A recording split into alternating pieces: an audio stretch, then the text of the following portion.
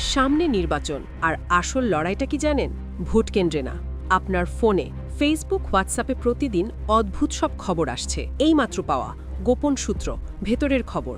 এগুলো সবসময় নিউজ না, অনেক সময় এগুলো ডিসইনফরমেশন। ২০২০ সালে আমেরিকায় স্টপ দ্য স্টিল নামের গুজব ঢেউ তুলেছিল।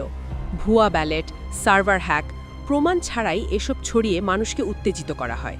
শেষে ২০২১ সালের ৬ জানুয়ারি ক্যাপিটাল হিলে সহিংসতা। বাংলাদেশেও একই কৌশল দেখা যেতে পারে। টার্গেট হবে সেনাবাহিনী, পুলিশ প্রশাসন আর নির্বাচন কমিশনের বিশ্বাসযোগ্যতা। ছোট ঘটনা বা পুরনো ভিডিওকে জাতীয় ষড়যন্ত্র বানিয়ে ছড়ানো হবে। উদ্দেশ্য একটাই, আপনার আস্থা ভাঙানো। আরেকটা লক্ষ্য হলো মানুষকে ভোট দিতে না যেতে বাধ্য করা। গুজব ছড়ানো হতে পারে, ভোট দিতে গেলেই গ্রেপ্তার, আপনার ভোট আগেই দেয়া, নারীদের জন্য কেন্দ্র নিরাপদ নয়। ভয় ঢুকিয়ে আপনাকে ঘরে আটকে রাখাই প্ল্যান। এখন শুধু লেখা না, ভিডিওও ভুয়া হতে পারে। এআই ডিপফেক দিয়ে কারো মুখ, কণ্ঠ বসিয়ে স্ক্যান্ডেল বানানো যায়। বিশেষ করে ভোটের আগের রাতে এগুলো বেশি ছড়ায়, কারণ যাচাই করার সময় থাকে না। বাঁচার উপায় খুব সহজ। শেয়ার করার আগে ৩০ সেকেন্ড থামুন। ৩টে নির্ভরযোগ্য সংবাদ মাধ্যম মিলিয়ে দেখুন। সূত্র না থাকলে শেয়ার নয়, সন্দেহ হলে রিপোর্ট।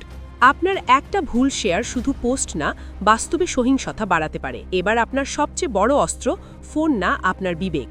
গুজব রুখুন, ভোটাধিকার রক্ষা করুন। শেয়ার করার আগে ৩০ সেকেন্ড থামুন। গুজব না, যাচাই করুন। আপনার এক শেয়ার কারো ক্ষতি করতে পারে।